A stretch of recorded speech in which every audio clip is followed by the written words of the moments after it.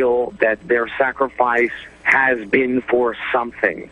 And they will say that the United States, maybe it's not safer, maybe this was just a symbolic moment, but the reason they signed up for military service, and so many of these young men and women signed up after 9/11, was to achieve a victory against Osama Bin Laden.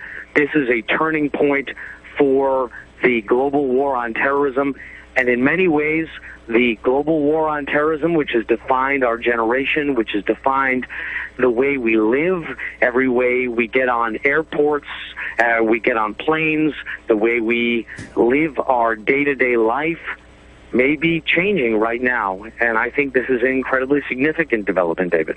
Richard, from your reporting, from your experience on the battlefield and in capitals throughout the Arab world, is this the end of something in terms of those people that Osama bin Laden reached, or is it perhaps the beginning of something? Does his death make him a martyr?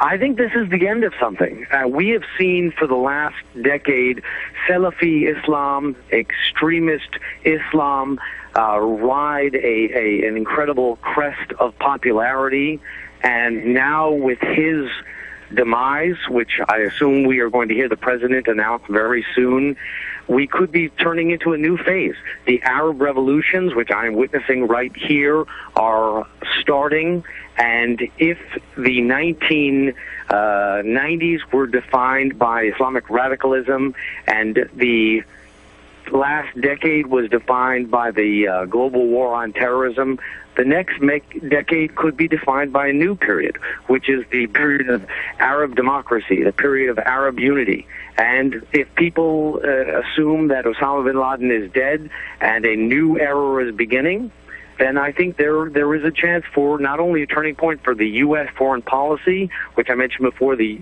way the United States conduct our daily lives, but in a new way for the way the Middle East operates. We look at the Middle East in terms of historical periods. The last decade was defined by our war against bin Laden, our war against terrorism, our war against fear.